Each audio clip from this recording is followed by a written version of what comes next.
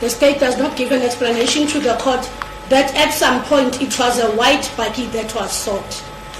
Futhi ke apha enkundleni ke umtshutshisi akacacisi kakuhle okanye akayicacisi enkundleni into yobana ke phaa kwabonakala ibhaki emhlophe. This shows the timeline is not clear. The state has not explained this properly. Uthi kuyacaca ke ixesha licace kakuhle apha futhi ke akacacisi oba kwenzeka. The state does not deal with the tracking evidence. Futhi ke umtshutshisi akahlali udaba lwe-tracker evidence okanye ke ubunina obutsalwe yinto ekade imoto. The deceased car had a tracker, but the state does not explain its data. Uthi ke nomfi imoto yakhe ibinayo le nto ikade imoto uba ihamba phi kodwa ke abacacisi ngayo. My vehicle tracking does not place me at the exact scene. Imoto yam yona ke into egadayo ayindibeki kule ndawo yexhwayelo. At 2032, according to the tracker report, I was in the vicinity of Brakpan, but not at the scene. Uthi ngecala emva kwesibhozo mna iyabonakala into yobana bendikuyo ke kwesi sixeko saseBrakpan kodwa nothi kufutshane kwindawo yexhwayelo. I was nearby, but 2 streets away from the scene. Uthi ndandikufutshane kule ndawo kodwa ke zizitalato ezibini mna ngakude nendawo ekwenzeke kuyo le nto. I could not see the shooting from where I was. There's no direct proof I was at the exact place of the shooting.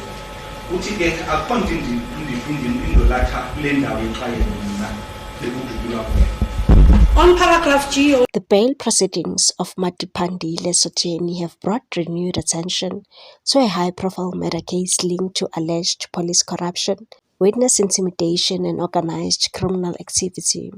The state has firmly opposed bail for Sotieni, arguing that his release will pose a serious risk to public safety, undermining ongoing investigations and threaten the integrity of criminal justice system. When proceedings resumed on Friday, the prosecution maintained that Sotieni should remain in custody pending trial.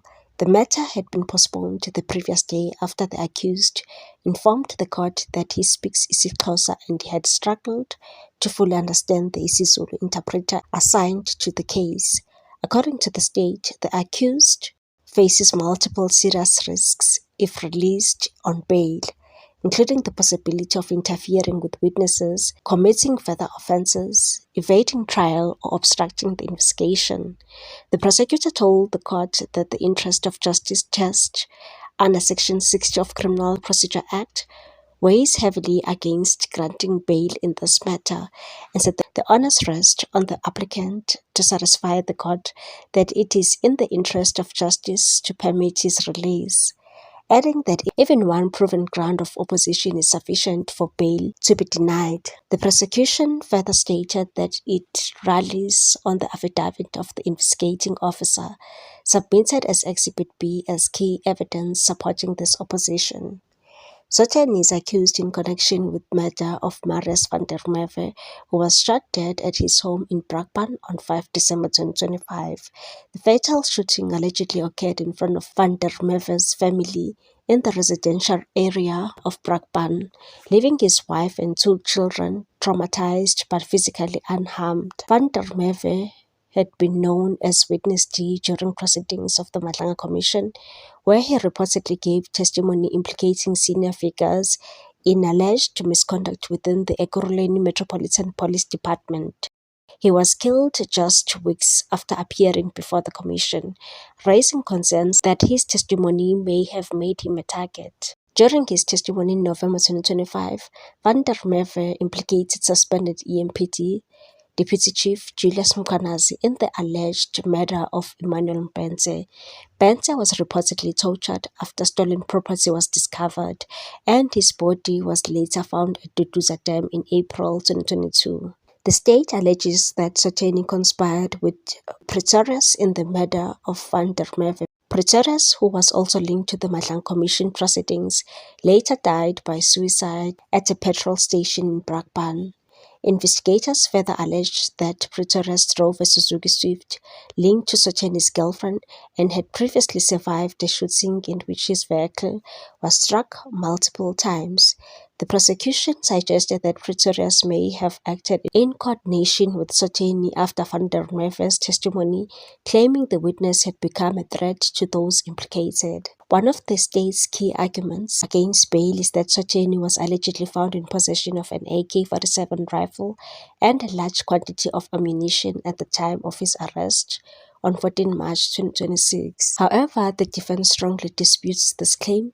Sotsheni's lawyer, Thabiseng Mokomane, argued that the firearm evidence is not conclusive and may have been compromised. She told the court that the firearm components, including bolt, carriers, and bolts, can be swapped or tampered with, which could affect ballistic analysis, and said another firearm with a different serial number but of the same caliber was fitted into the applicant's firearm, adding that such alterations will make definitive identification difficult without prior testing records. The defense maintained that there is no proof that Sotsheni possessed or used an AK-47 rifle in connection with the alleged offences. Sotsheni himself denied all allegations relating to firearm use, stating that he did not tamper with any weapon and was not in possession of an AK-47 on the day of the alleged offense. In addition to disputing the state's evidence, the defense argued that Sotsheni should be granted bail based on personal circumstances,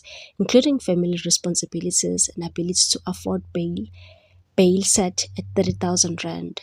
Mokomane told the court that her client is not a flight risk and is willing to comply with all bail conditions if released. She further argued that the state's case is built on circumstantial evidence that remains subject to interpretation, particularly regarding the firearm analysis.